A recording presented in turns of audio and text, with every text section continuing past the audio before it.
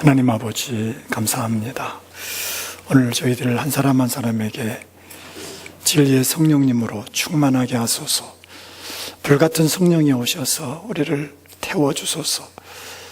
우리의 죄악을 태워주시고 우리 염려를 태워주시고 우리 믿음 없음을 태워주시고 오늘 다시 성령으로 충만함 받는 복된 시간 되게 하여 주시옵소서. 말씀으로 찾아오시는 주님을 우리 모두가 만나는 시간 되게 하여 주심을 믿습니다. 예수 그리스도의 이름으로 기도드려옵나이다. 아멘. 주님의 이름으로 여러분을 사랑합니다. 감사합니다. 어느 사람이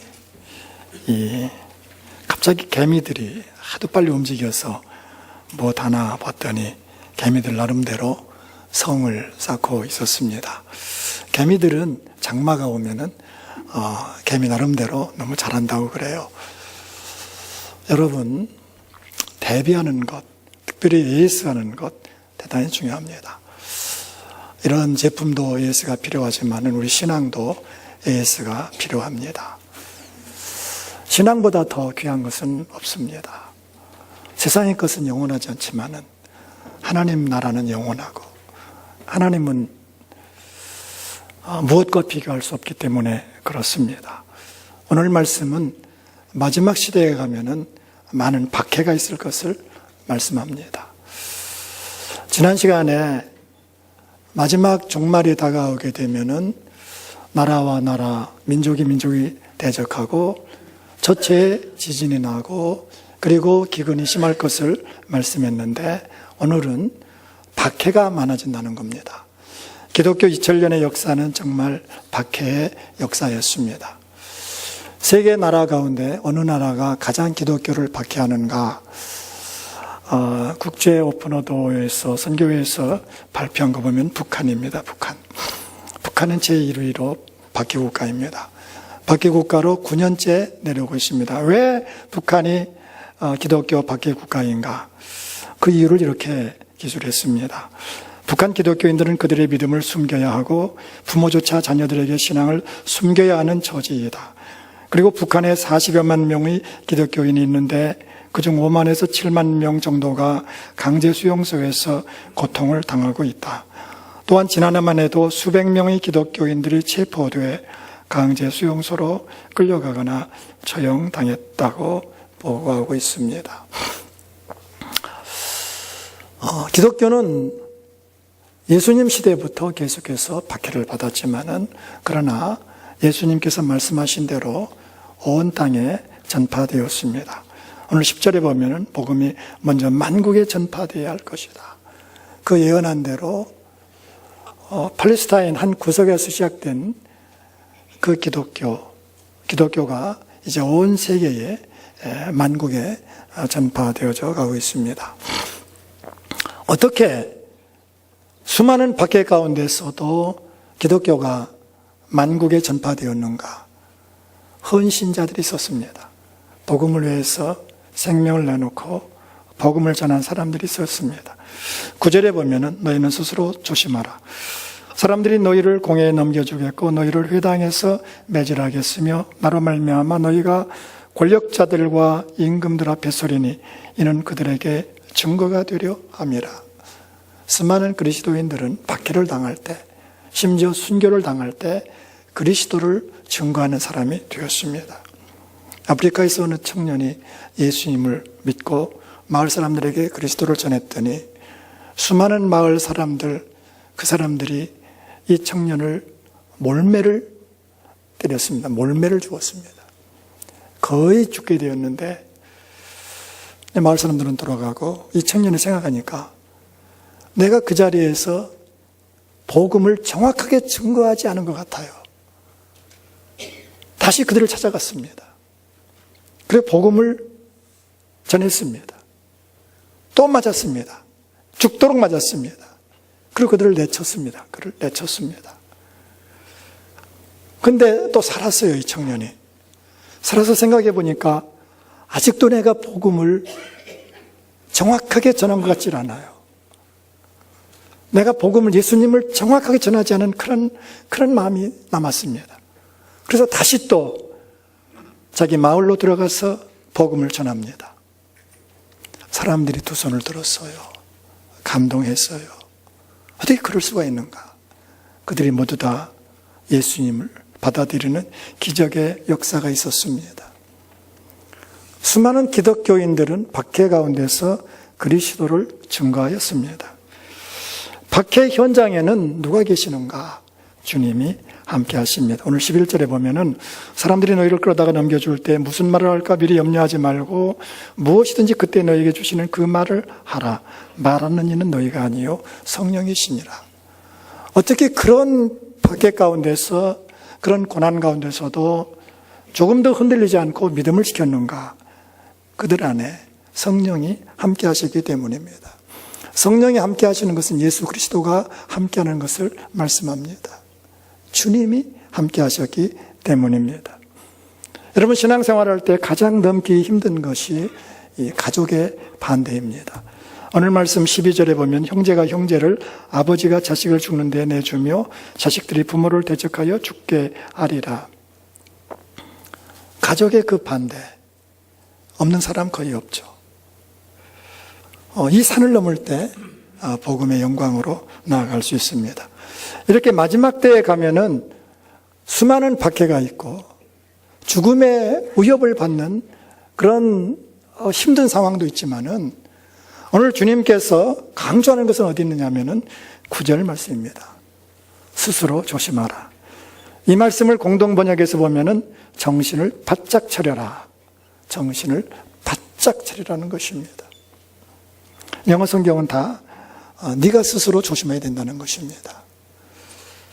스스로 신앙을 조심해야 내 신앙을 지킬 수 있다는 말씀입니다. 2015년 6월 26일은 아주 역사적인 비극의 날입니다. 여러분 다 아시겠지만은 미국 대법원에서 동성연애 합헌 결정을 5대4로 결정하였습니다. 미국의 대통령 오바마는 이것은 미국의 승리라고 선언하였습니다. 청교도 위에 성경에 손을 얹고 말씀대로 통치하겠다고 하는 대통령에서부터 미국은 이제 청교도의 그 정신을 버렸습니다. 하나님을 정면으로 하나님의 계명을 정면으로 도전하는 것을 법으로 결정해서 동성연애자들도 합헌적으로 결혼하게 되었습니다. 이것은 미국만이 아닙니다.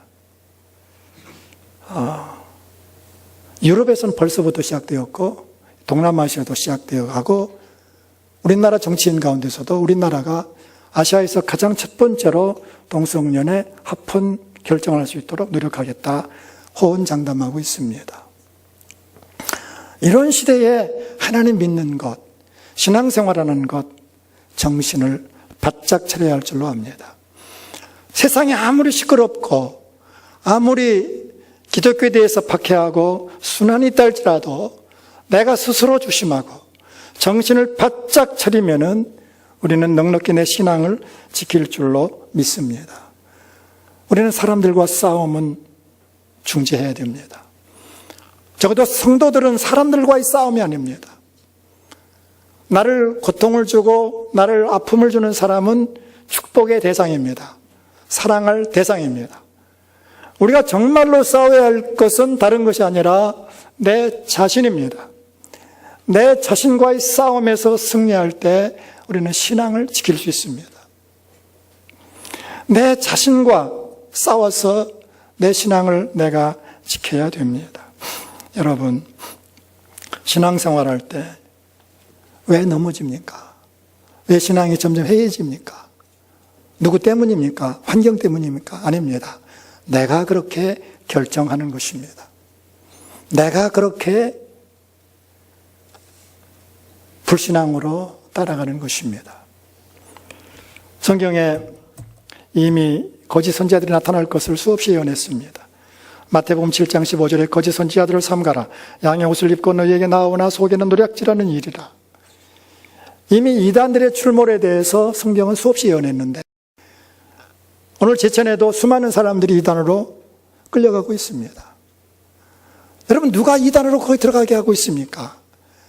그 사람들이 강제적으로 끌어갑니까? 아닙니다. 내가 선택하는 것입니다. 내가 조심하면은 여러분 미혹받지 않습니다. 여러분 정말로 신앙에는 여러 가지 박해가 있는데 박해 뒤편에는 누가 있느냐? 마귀가 있다는 것입니다. 베드로전서 5장 8절에 근신하라 깨어라 너희 대적은 마귀가 우는 사자같이 두루다니며 삼킬 자를 찾나니. 악한 마귀가 어떻게든지 우리의 신앙을 정복하기 위해서 가진 수단을 다하고 있다는 사실을 우리는 기억해야 됩니다. 내가 내 신앙 스스로 지켜야 됩니다. 사도 바울의 기도 제목은 내가 내 몸을 쳐 복종하게 하면 내가 남에게 전파한 후에 자신이 도리어 버림을 당할까 두려워하미로다. 고린도전서 9장 27절에서 고백하고 있습니다. 복음을 전하다가 자기가 버림받는다면 이보다 더 불쌍한 존재가 되겠는가? 여러분, 내 신앙은 누가 지키는 것입니까? 내가 지키는 것입니다. 신앙생활은 끝까지 주님과 함께 그리고 주님 나라에 들어갈 때까지 믿음의 길을 걸어가야 됩니다. 가룟 유다 보십시오. 12명의 제자 가운데서 탁월한 제자가 가룟 유다입니다. 능력이 있습니다. 주님이 신뢰했습니다. 그래서 주님께서 그 제자의 공동체의 살림을 다 가룟 유다에게 맡겼습니다. 그러나 그는 끝까지 그 신앙을 지키지 못했습니다. 탐심이 그를 지배하게 되었고 탐심이 들어오자 사탄이 그를 지배하였고 그래서 그는 주님을 배반했습니다.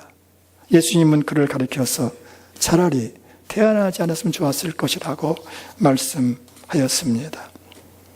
누가 내 신앙을 빼앗습니까? 어느 사람 때문에 내 신앙이 허물어지고 가고 있습니까? 아닙니다. 어떤 환경 때문에 내 신앙이 허물어져 가고 있습니까? 아닙니다. 수많은 그리스도인들은 어렵기 때문에 박해가 있기 때문에 더 불같은 신앙으로 일어납니다. 누구 때문이 아닙니다. 여러분 신앙이라는 것은 주님의 인도함으로 주님의 은혜로 주님을 따라가는 것입니다. 이 동네 저 동네에서 많은 곳에서 여러분 한 사람 한 사람 주님 교회로 불러 모았습니다. 여러분이 이곳에 오신 것이 아닙니다. 주님이 보내셨습니다. 주님께서 나를 선택했습니다. 주님께서 나를 이 자리까지 인도하셨습니다. 그러나 중요한 것은 내가 주님 은혜를 받아야 되고 내가 그 은혜에 따라가야 된다는 사실입니다. 내가 순종해야 됩니다. 저는 우리 충북보다 훨씬 더 보수적인 충남에서 성장했습니다. 저희 고향에서는 아내나 어머니가 밥상을 차려서 부엌에 놓았는데 남자는 부엌에 들어가면 안 된다 해가지고 쫄쫄 굶고 그런 것들을 보면서 성장했습니다. 여러분, 아무리 맛있는 밥이 있어도 내가 먹어야 됩니다. 내가 먹어야 되는 거예요. 여러분, 신앙이라고 하는 것이 그런 것입니다. 신앙은 내 스스로 지키는 것입니다. 스스로 조심하라. 정신을 차리라. 주님 말씀하십니다. 여러분, 이 질병도 어떤 전조가 있어요. 특별히 뇌졸중, 중풍은 전조가 있는데요. 중풍의 전조를 찾아보니까 이런 전조가 있으면 빨리 병원에 가라는 거예요. 그러면 거의 고친다는 겁니다. 손가락이나 발가락이 한두 개가 저려온다. 식사 때 숟가락을 떨어뜨린다. 한쪽에 팔다리가 어쩐지 둔하거나 저리다. 눈 주위, 입 주위가 실룩거린다. 뒷목이 뻣뻣하다. 속이 비식거린다. 어지럽거나 머리가 띵하니 아프거나 정신이 맑지 못하다. 자주 하품을 하는 증상 등이 나타난다. 그러면 빨리 병원으로 달려가라는 것입니다. 부모님이 그러시면 빨리 병원으로 모시라는 것입니다. 신앙도 마찬가지입니다. 신앙도 해이해지고 점점 더 주님과 멀어지는 전조가 있습니다. 괜히 우울해지고 불안하고 미운 생각이 그렇게 많이 올라올 수가 없습니다. 기도가 안 되고 성경이 멀어집니다. 특히 괜히 교회가 멀어집니다. 오락쾌락의 신앙을 잊어버리고 살아갑니다. 예배가 힘이 듭니다. 예배에 참석하려 하면 꼭 일이 생깁니다. 저는 여러분에게 몇 번 말씀드렸습니다. 기도가 안 될 때는 사생결단하고 기도하시고 기도가 잘 될 때는 기도 안 해도 큰 지장이 없습니다. 물론 그 말은 기도가 잘 될 때는 그냥 기도하게 돼 있어요. 여러분, 기도가 안 됩니까? 정말로 무릎 꿇으세요. 금식하면서라도 기도하세요. 여러분, 예배가 힘이 드십니까? 나오기 힘드십니까? 억지로 더 나오세요. 수요일도 나오시고 새벽도 깨우셔요. 예배에 참석하면 꼭 일이 생깁니다. 친구가 오든지 어떤 친척이 오든지 어떤 급한 일이 생겨요. 그때 이겨야 됩니다. 그때 이겨야 돼요. 친구가 왔다고 예배 시간을 접어두고 무슨 일 있다고 해서 교회 가는 것을 중단하면은요, 그 다음부터는 마귀에게 잡혀버립니다. 계속 그 일이 생깁니다. 여러분, 신앙보다 중요한 것은 없습니다. 신앙은 영원한 것입니다. 영생을 얻는 것이 신앙입니다. 신앙이 무너지면은 여러분, 다시 신앙은 복구할 수 힘들어요. 여러분의 신앙이 혹시 신앙의 시험에 전조가 오고 있지는 않습니까?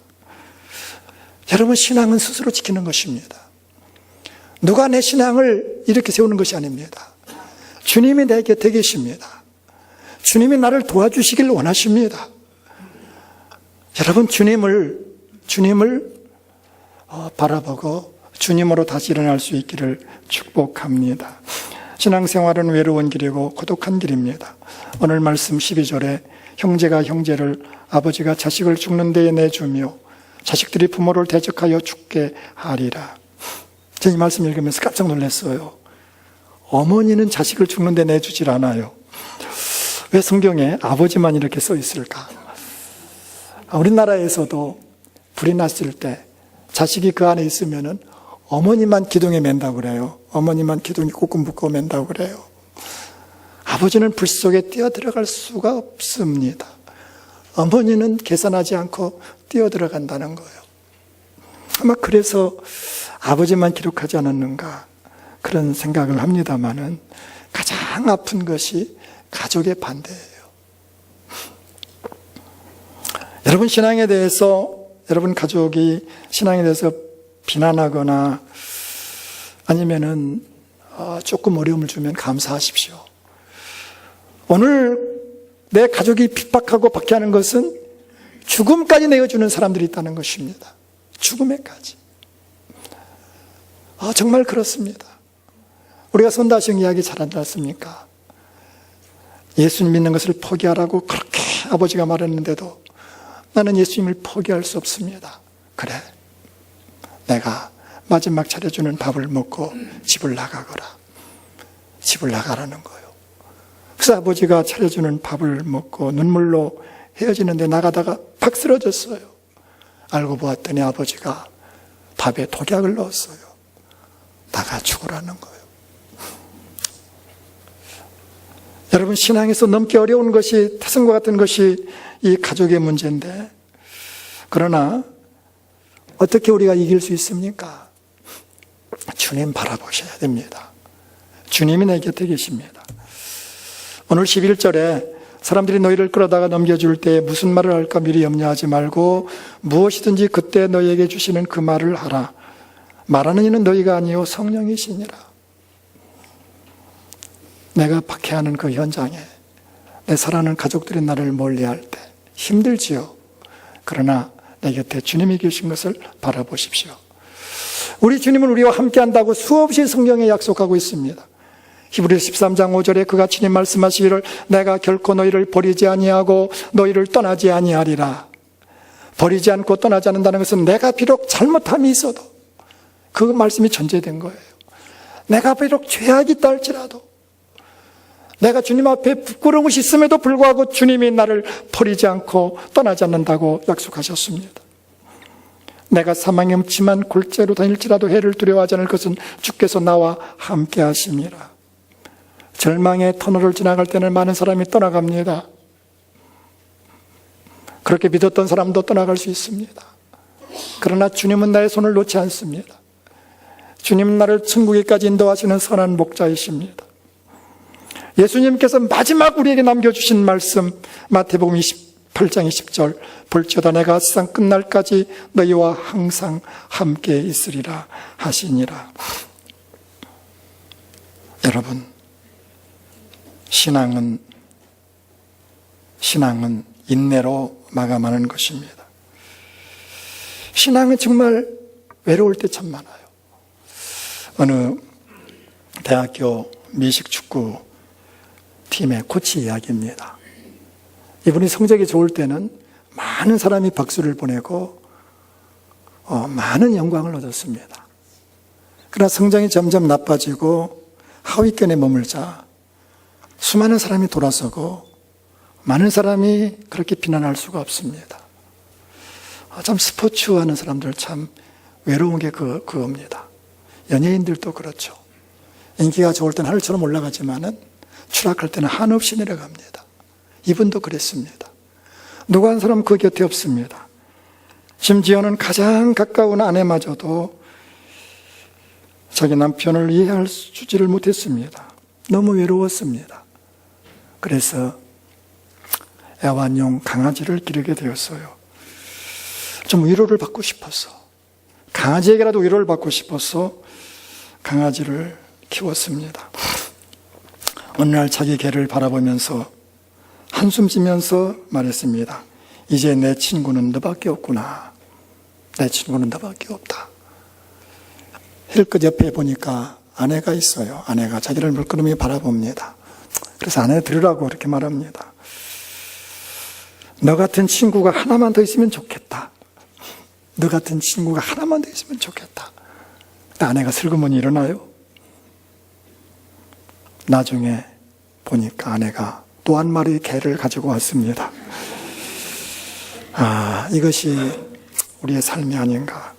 여러분, 정말로 나를 위로하고 끝까지 위로하고 끝까지 격려하고 내 눈물을 닦아주시는 분, 우리 주님이십니다. 주님이십니다. 여러분, 가족들에게 어려움 당하고 친구들에게 왕따를 당하고 사랑하는 사람들에게 신앙 때문에 박해를 당할 때, 수모를 당할 때 그 옆에서 함께 위로해 주실 분은 우리 주님이십니다. 우리 성령님이십니다. 신앙은요, 끝까지 가야 됩니다. 끝까지 가야 됩니다.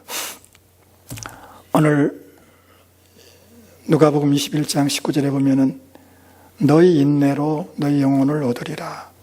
너희 인내로 너희 영혼을 얻으리라. 여러분, 내 영혼이 구원받는 것은 믿음입니다. 그런데 인내로 영혼이 구원받는다고 말씀하는 것은 내 믿음을 완성하는 것이 무엇이냐? 인내라는 거예요. 신앙도 인내해야 내 믿음 완성할 수 있습니다. 요즘은 초스피드 시대입니다. 스피드 시대를 넘어서 초스피드 시대입니다. 자동차를 운행하더라도 얼마나 과속하는지 모릅니다. 아주 무섭게 과속합니다. 그래서 속도 단속 카메라가 계속 늘어나지만은 또 그것을 또 아주 요리조리 또 피해갑니다. 초스피드 시대입니다. 엘리베이터를 타면은 거의 닫히는 것은 자동으로 설치되었거든요. 기다리는 사람 많지 않습니다. 빨리빨리 눌러야 됩니다. 요즘 음식을 시키고 기다리는 거 싫어합니다. 그래서 요즘 나온 음식이 패스트 푸드입니다. 패스트 푸드. 주문하면 바로 나옵니다.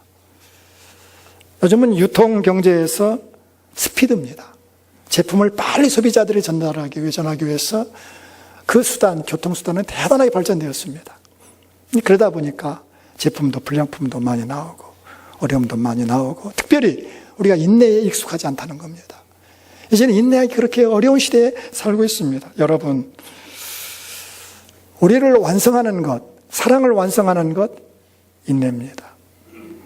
여러분이 사랑하다가 중단하면 그동안 사랑한 것 다 허사가 됩니다.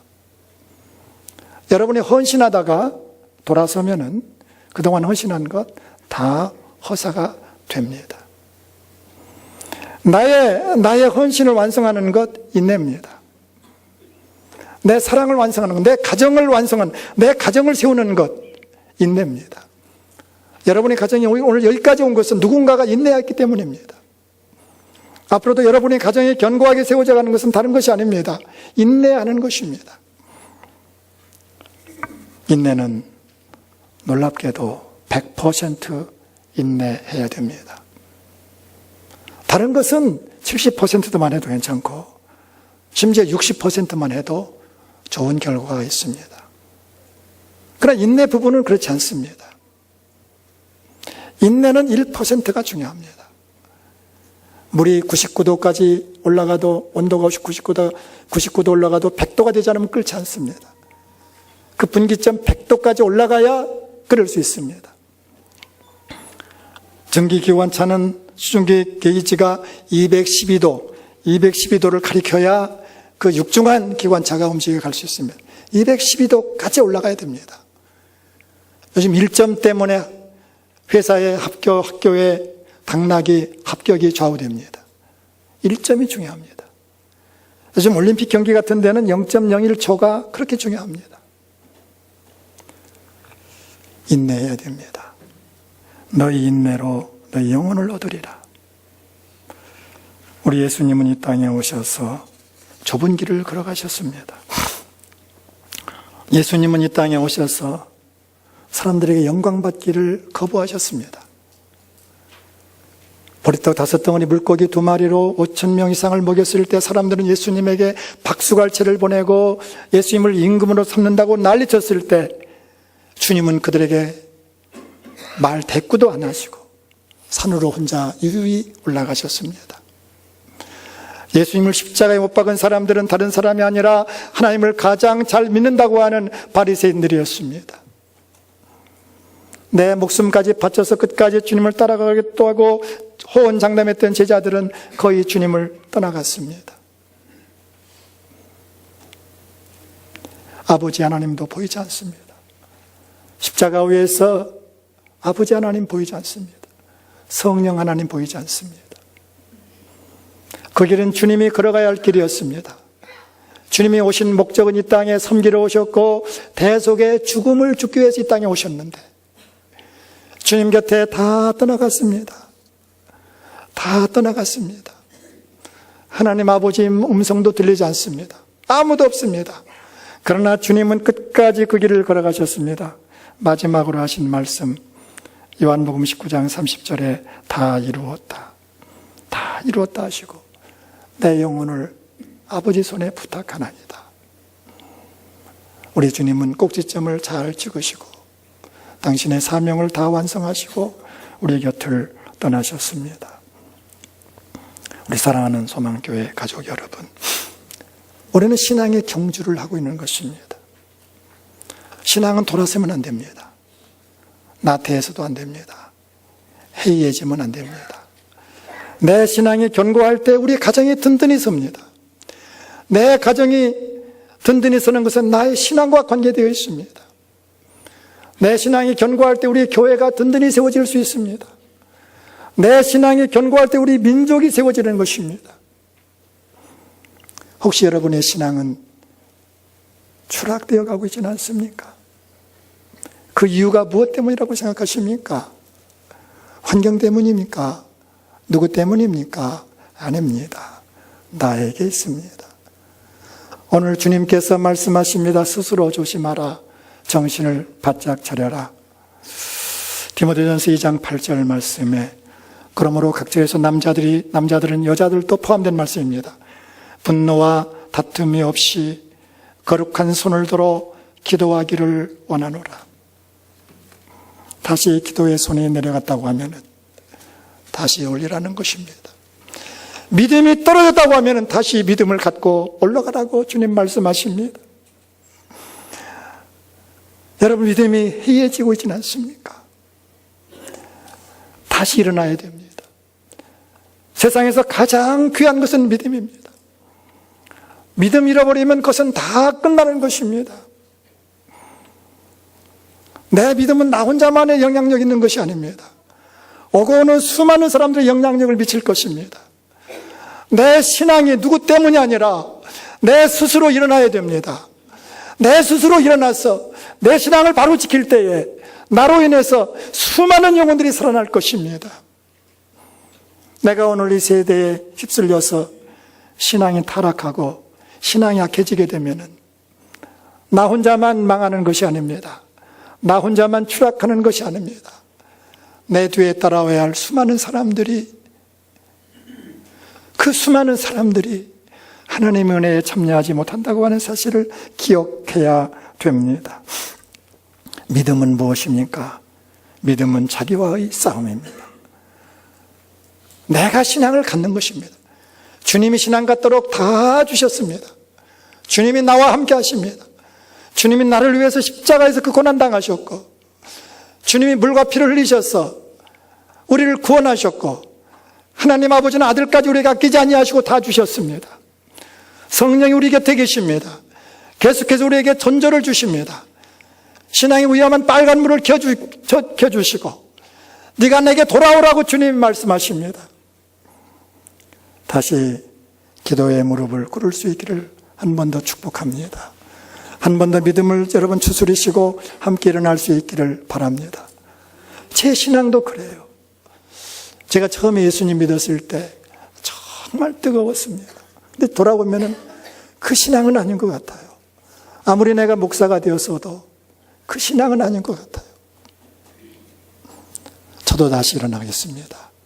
여러분도 다시 신앙으로 일어날 수 있기를 축복합니다. 신앙으로 일어난다고 하면은 여러분에게 복입니다. 가정이 복입니다. 그것은 우리 민족의 복이라는 사실입니다. 다시 신앙을 추스리고, 오늘 주님께서 말씀하셔요. 많은 박해가 있다는 거예요. 심지어 내 가족들이 너를 버릴 수 있다는 거예요. 염려하지 말라는 거예요. 성령님이 너를 도와줄 터이니까 너는 스스로 조심하라. 스스로 조심하라. 믿음은 자기와의 싸움입니다.